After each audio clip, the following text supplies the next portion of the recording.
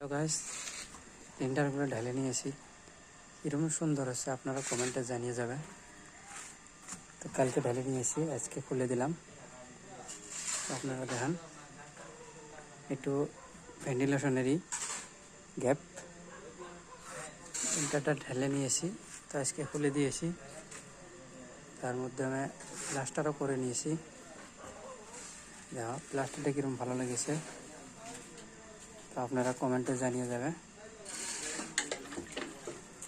তো দেখো নাচ পোকলাটা এরকম ভালো লাগছে। তো দেখো না, ভিডিও করলে আগে ডিস্টার্ব হয়, এই যে ডিস্টার্ব হয়। তো আপনারা জানিয়ে যাবে।